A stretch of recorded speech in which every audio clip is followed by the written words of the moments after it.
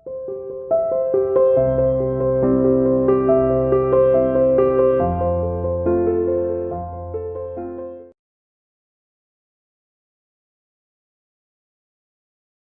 students, welcome to CR International School online study system. I hope all of you will be fine at home, stay safe. We are doing economics and the topic will be the central bank and its function. Central bank क्या है सबको पता है भाई, ठीक है। भारत का जो सेंट्रल बैंक है वो RBI है, ठीक है।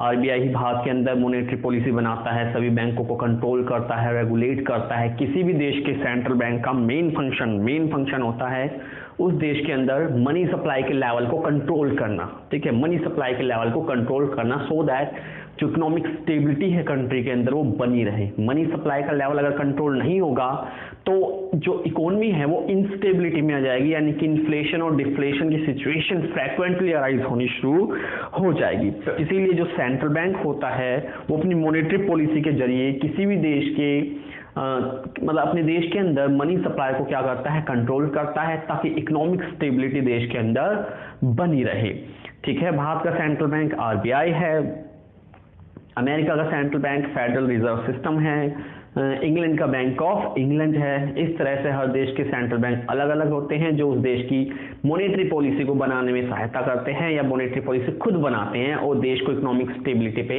रखते हैं, स्थिरता पर रखते हैं, ताकि इन्फ्लेशन और डिफ्लेशन ज़्यादा ना हो। अब देखिए the function of central bank, तो फंक्शन यानी कार्य, सबसे पहला बड़ा कार्य देखिए bank of issuing the notes. तो सेंट्रल बैंक जो है भारत का जो RBI है उसी के पास मोनोपोली या एक्सक्लूसिव राइट, एक्सक्लूसिव का मतलब होता है केवल, मोनोपोली यानी एक अधिकार। तो RBI के पास ही केवल एक अधिकार है कि वो नोट इशू कर सकता है, कोई और इंडिया के अंदर नोट इशू नहीं कर सकते, ठीक है। और जो नोट इशू किए जाते हैं RBI के द्वारा they are called unlimited legal tender, unlimited legal tender, ठीक है। लीगल टेंडर का मतलब लीगल अथॉरिटी हो गई और अनलिमिटेड का मतलब असीमित, यानी कि असीमित समय के लिए RBI जो करेंसी इशू करता है, जो नोट इशू करता है, जो मनी इशू करता है इंडिया के अंदर, उसके पास अनलिमिटेड लीगल टेंडर होता है, यानी असीमित समय के लिए मनी के रूप में काम करने की शक्ति होती है। और जब तक देश की गवर्नमेंट उससे वो लीगल टेंडर ना छीन ले तब तक वो मनी के रूप में ही कार्य करता है, उससे ये शक्ति कोई नहीं छीन सकती। तो इंडिया के अंदर जो इशू करता है नोट्स वो है RBI जिन नोट्स को इशू करता है उसके पास अनलिमिटेड लीगल टेंडर होता है to work as a money, या लीगल अथॉरिटी होती है to work as a money. ये था आपका फर्स्ट फंक्शन। सेकंड है banker of the government, banker of the government, ठीक है भाई। तो RBI गवर्नमेंट के लिए भी बैंक का काम करता है। जो भाई हमारा संबंध कमर्शियल बैंकों से होता है, ठीक है, कमर्शियल बैंकों का RBI से होता है और सेम मैनर में गवर्नमेंट का भी RBI से होता है। तो बैंकर ऑफ द गवर्नमेंट है RBI, ठीक है। और वो बैंकर के रूप में गवर्नमेंट के लिए तीन काम करते हैं, as a banker, as a agent और एज अ एडवाइजर। तो as a banker they manage the account of the government, तो गवर्नमेंट के भी अकाउंट्स है, गवर्नमेंट के ऊपर भी डेबिट क्रेडिट सिस्टम अप्लाई होता है। तो गवर्नमेंट की जो अकाउंट है उन्हें मेंटेन करने का काम कौन करती है, RBI करती है। So as a banker they maintain the account of the government. Second as an agent, तो RBI गवर्नमेंट के लिए एजेंट के रूप में भी कार्य करती है, काम करती है। एजेंट के रूप में ये RBI गवर्नमेंट के लिए सिक्योरिटीज में आपको पता है शेयर्स, डिवेंचर, बॉन्ड्स आते हैं, सिक्योरिटीज को सेल एंड परचेज करने का काम करते हैं, ठीक है, सेल एंड परचेज करने का काम करते हैं एज अ एजेंट के रूप में, ठीक है। और थर्ड है एज अ एडवाइजर, तो एडवाइजर के रूप में गवर्नमेंट को पॉलिसी फ्रेम करने में, क्योंकि गवर्नमेंट फिस्कल पॉलिसी बनाता है, RBI मॉनेटरी पॉलिसी बनाता है। दोनों ही पॉलिसी का जो मेन मोटिव होता है वो इकोनॉमिक स्टेबिलिटी होती है। तो इकोनॉमिक स्टेबिलिटी को मेंटेन करने के लिए दोनों ही आपस में मिलकर पॉलिसियां फ्रेम करते हैं। तो थर्ड वे में RBI एडवाइजर के रूप में गवर्नमेंट को पॉलिसी फ्रेम करने में उनकी असिस्टेंस या सहायता करता है। तो ये था second function as a banker of the government. Third function पर आ जाइए, bankers bank and supervisory role. Bankers bank यानी बैंकों का भी बैंक है। हमें रुपए जमा करने हो हम कमर्शियल बैंकों के पास जाते हैं, हमें रुपए निकलवाने हो हम बैंकों के पास जाते हैं। इसी तरह कमर्शियल बैंक के पास जब ज्यादा सरप्लस रुपया आ जाता है तो वो अपना सरप्लस रुपया कहाँ लेकर जाता है, RBI के पास लेकर जाता है जमा कराने के लिए, ठीक है। तो इस तरह जो आरबीआई है वो बैंकर्स का भी बैंक कहलाता है, ठीक है। तो जो हमारा रिलेशन कमर्शियल बैंकों से, वही रिलेशन कमर्शियल बैंकों का आरबीआई से होता है, ठीक है। तो अब क्या करता है वो बैंकर्स के बैंक के रूप में, तो वो कमर्शियल बैंकों से सबसे पहले मनी एक्सेप्ट करता है, ठीक है, डिपॉजिट एक्सेप्ट करता है कमर्शियल बैंकों से। कमर्शियल बैंकों के पास अगर सरप्लस मनी हो जाती है तो वो अपना रुपया आरबीआई के पास जाकर डिपॉजिट करा सकते हैं।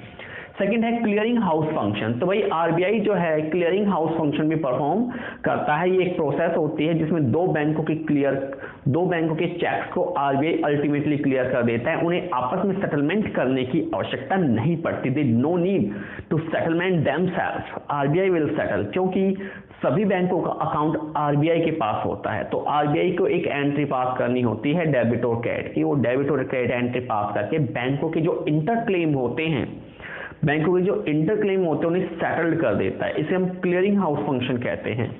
तो पहले आरबीआई ने एक्सेप्ट की भाई डिपॉजिट कमर्शियल बैंकों से, फिर क्लियरिंग हाउस फंक्शन परफॉर्म कर दिया। और थर्ड सुपरवाइजरी के रूप में, सुपरवाइजरी यानी कि निगरानी रखना। तो आरबीआई निगरानी भी रखता है कमर्शियल बैंकों के ऊपर कि भाई कमर्शियल बैंक जो है आरबीआई के डायरेक्शंस को, आरबीआई के दिशा निर्देश को प्रॉपर तरीके से फॉलो कर रहे हैं या नहीं कर रहे। पर्टिकुलरली सीएसआर, ठीक है, सीआरआर एंड एसएलआर के रिगार्ड में। सीआरआर कैश रिजर्व रेशियो होता है, एसएलआर स्टैट्यूटरी लिक्विडिटी रेशियो होता है। सीआरआर कमर्शियल बैंकों को आरबीआई के पास जमा करना पड़ता है, एसएलआर कमर्शियल बैंक को खुद के पास रखना पड़ता है। तो एज अ सुपरवाइजरी के रूप में आरबीआई ये मेक श्योर करता है कि भाई कमर्शियल बैंक आरबीआई के सभी डायरेक्शन का पालन करे, कंप्लायंस करे, particularly related to CRR and SLR, ठीक है, ताकि इकोनॉमिक स्टेबिलिटी को अचीव करने में आरबीआई को दिक्कतें ना हो। अगर कमर्शियल बैंक आरबीआई की पॉलिसी को मानने से इनकार कर देंगे तो देश की इकोनॉमिक स्टेबिलिटी को खतरा पड़ जाएगा, ठीक है, और इन्फ्लेशन डिफ्लेशन का लेवल बहुत बढ़ जाएगा। इसीलिए आरबीआई सख्ती से अपने दिशा निर्देशों का पालन करवाता है। Next lender of the last resort. तो भाई when nobody is given any financial assistance to commercial bank, then they are go towards the RBI for their final help, ठीक है, as lender of their last resort। तो जब commercial बैंकों की कोई भी सहायता नहीं कर रहा होता है, उसे कहीं भी अकोमोडेशन नहीं मिल पा रही, कहीं से भी सहायता हेल्प नहीं मिल पा रही है, तो इस वे में अंत में जो आरबीआई है वो सिक्योरिटीज के, अप्रूव्ड सिक्योरिटीज के बदले में सिक्योरिटी पहले गिरवी रखेगा, उसके बाद आपको मनी ग्रांट करेगा कमर्शियल बैंकों को। तो अंत में आरबीआई उन्हें सिक्योरिटी के बदले में भाई फाइनेंस प्रोवाइड करा देता है, फाइनेंशियल हेल्प प्रोवाइड करा देता है। ये आरबीआई दो उद्देश्य से करता है भाई, ठीक है। एक तो भाई लोगों का जो फेथ है, जो विश्वास है, ट्रस्ट है, वो बैंकिंग सिस्टम पर बना रहे। लोगों का अगर ट्रस्ट टूट गया, विश्वास टूट गया बैंकों से, तो कोई भी लोग बैंकों में रुपया जमा कराने नहीं जाएंगे। लोग कतराएंगे कि भाई हम बैंकों में रुपया जमा करें या ना करें। तो लोगों के फेथ को मेंटेन रखने के लिए, फेथ को बनाए रखने के लिए आरबीआई हेल्प करता है। और सेकंड इसलिए भी करता है ताकि मनी मार्केट में स्टेबिलिटी बनी रहे, अदरवाइज मनी मार्केट क्रश हो जाएगी और इन्फ्लेशन डिफ्लेशन पूरी मार्केट को खत्म कर देगी। तो मार्केट में स्टेबिलिटी लाने के लिए भी वो ऐसा करते हैं, lender of the last resort, ठीक है। जब कोई हेल्प नहीं करता बैंकों की तब वो करता है। नेक्स्ट है कस्टोडियन ऑफ फॉरेन एक्सचेंज, ठीक है, कस्टडी रखना भाई किसी चीज की, ठीक है, कस्टडी वो एक तरह से निगरानी हो गया भाई। तो कस्टोडियन ऑफ फॉरेन एक्सचेंज, तो जितने भी फॉरेन ट्रांजैक्शन होते हैं, जितने भी फॉरेन लेन देन होते हैं, ट्रांजैक्शन होते हैं, they are routed through RBI. RBI से होकर वो गुजरते हैं बेसिकली। आरबीआई का पूरी तरह से उनके ऊपर नियंत्रण रहता है, आरबीआई उन्हें कंट्रोल करता है पूरी तरह से उन ट्रांजैक्शन को। कोई भी आपको फॉरेन ट्रांजैक्शन करना है, इंपोर्ट एक्सपोर्ट करनी है, बिना आरबीआई की दखल अंदाजी के आप कर ही नहीं सकते। इंडिया में सारे फॉरेन ट्रांजैक्शन आरबीआई के रूट के थ्रू होकर ही गुजरेंगे, कोई और इसमें आपकी कोई हेल्प नहीं कर सकता। तो इस तरह जो फॉरेन एक्सचेंज होता है उसकी कस्टडी भी पूरी तरह से आरबीआई के पास होती है। आरबीआई भाई मैनेज फ्लोटिंग भी करता है, ठीक है, मैनेज फ्लोटिंग भी करता है ताकि जो एक्सचेंज रेट है वो अपनी लिमिट में रहे। अदरवाइज एक्सचेंज रेट बहुत ज़्यादा है, बहुत कम हो जाएगी तो देश को नुकसान होगा। तो इसीलिए आरबीआई मैनेज फ्लोटिंग भी करता है। एक प्रोसेस होता है जिसमें एक्सचेंज रेट को एक मिनिमम लेवल तक बनाए रखा जाता है मैनेज फ्लोटिंग के अंदर, ठीक है। तो इस तरह आरबीआई जो फॉरेन एक्सचेंज है उसकी कस्टडी भी अपने पास रखता है। सिक्स्थ आ गया क्लियरिंग हाउस फंक्शन भाई। क्लियरिंग हाउस फंक्शन आरबीआई का भाई वही कार्य है जिसमें जो आरबीआई है बैंकों के इंटर ट्रांजैक्शन को, ठीक है, बैंकों के जो इंटर क्लेम ट्रांजैक्शन होते हैं उन्हें सेटल्ड करता है। क्योंकि मैंने आपको बताया सभी बैंकों के अकाउंट आरबीआई के पास है, SBI bank, PNB bank, bank of Maharashtra, bank of India, सबके बैंक का अकाउंट RBI के पास है। तो मान लीजिए सपोज कीजिए दो बैंक थे A एंड B, A ने भाई B का 15,000 का चेक क्लियर किया, A ने किसका क्लियर किया, B का, और B ने A का केवल 10,000 का चेक क्लियर किया है। इस हिसाब से A ने 5,000 रुपए ज्यादा का चेक क्लियर कर दिया B से, यानी कि इस हिसाब से अब B को A को 5,000 रुपए देने चाहिए, तभी इनका जो ये इंटरक्लेम है वो सेटल माना जाएगा। लेकिन ऐसा नहीं होता, दोनों ही बैंकों के अकाउंट RBI के पास है, ठीक है। अब RBI करेगा क्या, एक एंट्री पास कर देगा, क्योंकि A को हमें रुपए देने हैं B से लेके, तो वो करेगा क्या, B account debit to A कर देगा, ठीक है, A को क्रेडिट कर देगा, A को क्रेडिट कर देगा और B को डेबिट कर देगा, ठीक है। तो इस तरह से एक एंट्री पास करके उनके इंटरक्लेम ट्रांजैक्शंस को सेटल कर देगा RBI। इसे हम कहते हैं clearing house function of RBI, यानी कि जो बैंकों के एक दूसरे पर इंटरक्लेम होते हैं उन्हें RBI अंत में अपने पास, क्योंकि उसके सबके बैंक अकाउंट उनके पास है, तो वो सेटलमेंट कर देता है, जिसे हम क्लियरिंग हाउस फंक्शन कहते हैं। लास्ट है कंट्रोल ऑफ क्रेडिट, यानी कि सबसे इंपॉर्टेंट फंक्शन है किसी भी सेंट्रल बैंक का, कंट्रोल ऑफ क्रेडिट या कंट्रोल ऑफ मनी सप्लाई, ठीक है, कंट्रोल ऑफ मनी सप्लाई। तो भाई किसी भी देश का जो सेंट्रल बैंक होता है, उस देश के अंदर एक पर्टिकुलर टाइम में मनी सप्लाई का लेवल कितना रहेगा, ये RBI या सेंट्रल बैंक डिसाइड करता है। भारत में RBI सेंट्रल बैंक है, तो मनी सप्लाई के लेवल को RBI बनाकर रखता है। RBI नहीं चाहता भाई मनी सप्लाई का लेवल इतना हाई हो जाए कि देश में इन्फ्लेशन आ जाए, और RBI ये भी नहीं चाहता कि भाई मनी सप्लाई का लेवल इतना लो हो जाए कि देश के अंदर डिफ्लेशन आ जाए। तो उसे इकोनॉमिक स्टेबिलिटी को महत्व देना है, इंपॉर्टेंस देनी है। इकोनॉमिक स्टेबिलिटी रहेगी तो लोगों का वेलफेयर, लोगों की भलाई होती रहेगी। इन्फ्लेशन होगी, लोगों की वेलफेयर में कमी आएगी, डिफ्लेशन होगी तो अगेन लोगों की वेलफेयर में कमी आएगी। तो जब मनी सप्लाई हाई होती है तो उसे रिड्यूस करके, ठीक है, इन्फ्लेशन को कंट्रोल करके वो मनी सप्लाई को रेगुलेट करते हैं, और जब मनी सप्लाई डाउन चली जाए, डिफ्लेशन आ जाए, तो फिर मनी सप्लाई को बढ़ाकर वो इकोनॉमिक स्टेबिलिटी को लेकर आता है। तो इस तरह से जो RBI है वो मनी सप्लाई को कंट्रोल करता है, और मनी सप्लाई को कंट्रोल करने के पीछे उसका उद्देश्य इन्फ्लेशन और डिफ्लेशन की स्थिति से देश को बचाना होता है, क्योंकि इन्फ्लेशन और डिफ्लेशन ट्रेड साइकिल लेकर आते हैं, बिजनेस साइकिल्स लेकर आते हैं। जितना ज्यादा बिजनेस साइकिल बड़ा होता चला जाएगा, उतना ज्यादा देश की वेलफेयर में कमी आती चली जाएगी। तो इन इन्फ्लेशन और डिफ्लेशन को कंट्रोल करके RBI मनी सप्लाई को कंट्रोल रखता है और देश को इकोनॉमिक स्टेबिलिटी में रखता है, ठीक है, ओके। देखिए स्टूडेंट्स, नेक्स्ट टॉपिक है आपका difference between central bank and commercial bank. तो कमर्शियल बैंक और सेंट्रल बैंक में डिफरेंस देख लीजिए जल्दी से। सबसे पहले the central bank is a apex institution. तो पता ही है आपको, सेंट्रल बैंक एक एपिक्स इंस्टीट्यूशन होता है, सभी बैंकों का फादर होता है, सभी बैंकों का बैंक होता है, सभी बैंकों को RBI के दिशा निर्देशों को मानना पड़ता है। ये एक सर्वोच्च संस्था है बैंकिंग के अंदर, RBI, ठीक है।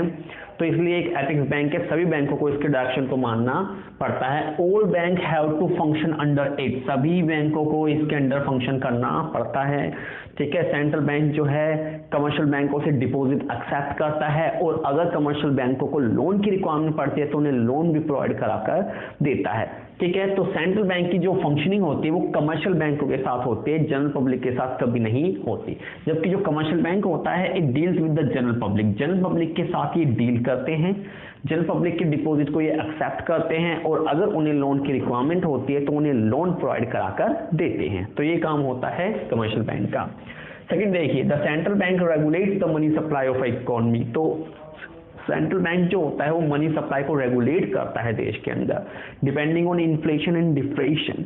इन्फ्लेशन है बहुत ज़्यादा तो फिर मनी सप्लाई को रिड्यूस करने का काम करता है, और अगर डिफ्लेशन है ज़्यादा तो मनी सप्लाई को इंक्रीज करने का काम करता है। तो इस तरह से सेंट्रल बैंक प्रिंसिपल सोर्स होता है मनी सप्लाई को रेगुलेट करने का, जबकि जो कमर्शियल बैंक होती है केवल कंट्रीब्यूट करते हैं, केवल RBI का सहयोग या RBI को योगदान देते हैं मनी सप्लाई को कंट्रोल करने में। जैसे RBI बैंक रेट हो गया, वही रेपो रेट हो गया, ओपन मार्केट ऑपरेशंस हो गए, इनके जरिए मनी सप्लाई को कंट्रोल या रेगुलेट करते हैं। तो कमर्शियल बैंक पूरी सहायता करते हैं RBI को, ठीक है, मनी सप्लाई को कंट्रोल करने में, ठीक है। तो सेंट्रल बैंक भाई प्रिंसिपल सोर्स होगा मनी सप्लाई को कंट्रोल करने का, जबकि ये केवल कंट्रीब्यूट या योगदान देते हैं। थर्ड देखिए, सेंट्रल बैंक सबको पता है they are the custodian of foreign exchange. मैंने अभी बताया आपको फंक्शन के अंदर कि जो आरबीआई है वो एक ऐसा रूट है जिसके जरिए सारे फॉरेन ट्रांजैक्शन हैंडल किए जाएंगे। Import and export of goods and services सभी आरबीआई के थ्रू ही होंगे। तो आरबीआई मेन प्रिंसिपल कस्टोडियन होता है फॉरेन एक्सचेंज का और साथ ही मैनेज फ्लोटिंग को भी अंजाम देता है, जबकि कमर्शियल बैंकों के पास कोई ऐसी अथॉरिटी नहीं होती भाई कि वो फॉरेन एक्सचेंज की कस्टडी रखे। हाँ, ये फॉरेन एक्सचेंज में डील जरूर करते हैं but for their profit maximization, profit कमाने के लिए डील जरूर कर लेंगे, ठीक है, लेकिन कस्टडी इनके पास नहीं होती, कस्टडी सेंट्रल बैंक के पास होती है। फोर्थ पॉइंट है it issue the currency. Central bank की भाई करेंसी नोट छापता है भारत के अंदर, ठीक है, नोट छापता है और नोट को इशू करता है, और जो करेंसी को वो छापता है उसके पास अनलिमिटेड लीगल टेंडर होता है, ठीक है, असीमित समय के लिए वर्क एज अ मनी के रूप में काम करने की पावर होती है, ठीक है। तो इसीलिए जो सेंट्रल बैंक है वो ही नोट इशूइंग अथॉरिटी भी है इंडिया के अंदर, जबकि कमर्शियल बैंक केवल, ठीक है, मनी में डील करते हैं, मनी को छापते नहीं है, मनी को इशू नहीं करते, ठीक है, ये काम केवल आरबीआई का है। और लास्ट है आरबीआई जो है वो फोकस करता है देश की ग्रोथ एंड स्टेबिलिटी पर, कि भाई देश ग्रो करता रहे और स्टेबिलिटी भी बनी रहे, यानी प्राइस में ज़्यादा फ्लक्चुएशन ना आए, जबकि कमर्शियल बैंक का अल्टीमेट जो ऑब्जेक्टिव होता है वो होता है प्रॉफिट मैक्सिमाइजेशन, ठीक है। तो ये था आपका difference between commercial bank and central bank.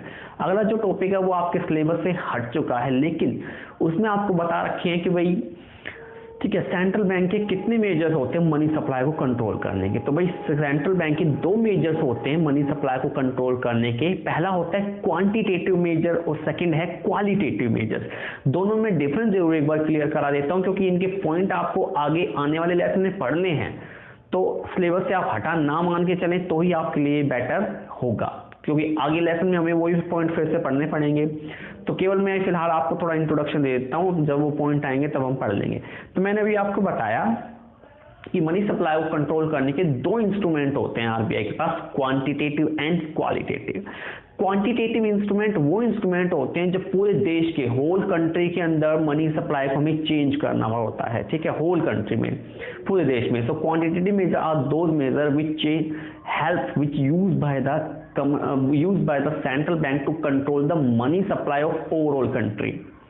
पूरे देश की मनी सप्लाई को जब हमें कंट्रोल करना है तो हम क्वांटिटेटिव मेजर्स का यूज करते हैं, जबकि अगर आपको एक पर्टिकुलर सेक्टर या पर्टिकुलर एक्टिविटीज की मनी सप्लाई को कंट्रोल करना है, मान लीजिए गैम्बलिंग एक एक्टिविटीज है, ठीक है, सट्टेबाजी की एक्टिविटीज है, वहां हमें मनी सप्लाई को कंट्रोल करना है, तो फिर हम क्वालिटेटिव मेजर्स को यूज करते हैं। तो आपको दो मेजर्स पता लग गए भाई मनी सप्लाई के, क्वांटिटेटिव एंड क्वालिटेटिव। क्वांटिटेटिव पूरे देश के अंदर मनी सप्लाई को कंट्रोल करने के लिए, क्वालिटेटिव एक पर्टिकुलर सेक्टर या पर्टिकुलर एक्टिविटीज की मनी सप्लाई को कंट्रोल करने के लिए। Thank you very much.